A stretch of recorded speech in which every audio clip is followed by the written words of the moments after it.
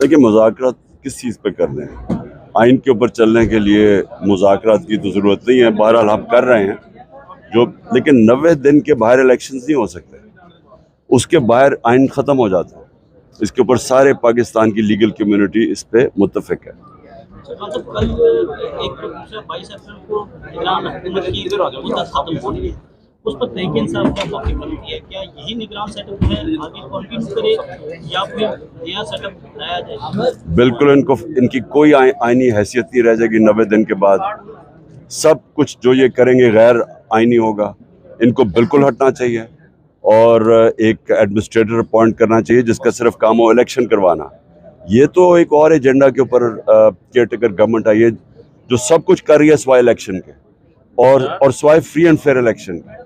ये तो वो इंतकामी कार्रवाई है जो कभी यहाँ हुकूमतों ने नहीं की। ये तो एक एजेंडा पे आई है, वो जो लंदन प्लान का हिस्सा है, जिधर वादा किया गया था नवाज शरीफ के तहरीक इंसाफ को क्रश किया जाएगा और ये नवाज शरीफ के केसेस खत्म किए जाएंगे। ये तो उस एजेंडा पे चल रहे हैं।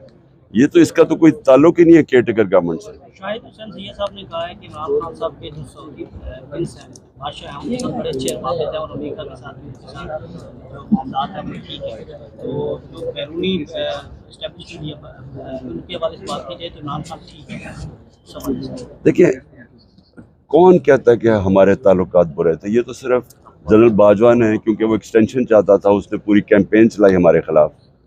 लेकिन 2 OIC की मीटिंग्स 3 महीने में होनी पाकिस्तान में फॉरेन मिनिस्टर्स की, ये कभी पाकिस्तान में कितनी देर पहले हुआ था?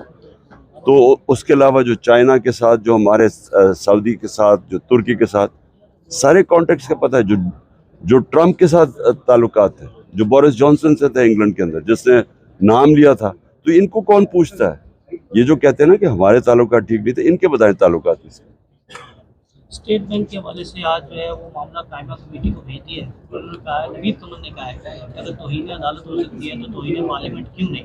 उन्होंने मामला दोबारा कमीशन में भेज दिया। आप क्या समझते हैं कि स्टेट बैंक इंडिपेंडेंट जो है वो 21 अरब में जारी कर सकता है और सुप्रीम कोर्ट क्या आजाद? देखिए, जिस वक्त अगर इन्होंने स्टेट बैंक में सुप्रीम कोर्ट के कहने पे पैसा ना दिया, इसका मतलब है कि पाकिस्तान का आइन ख़त्म हो गया। इसका मतलब यहाँ कानून की हुक्मरानी बिल्कुल ही ख़त्म हो गई। अब आगे ही ह्यूमन राइट्स की वायलेशन हो रही है, फंडामेंटल राइट्स नहीं है, लोगों को अगवा किया जाता है, बाद में चार्ज लगाए जाते हैं।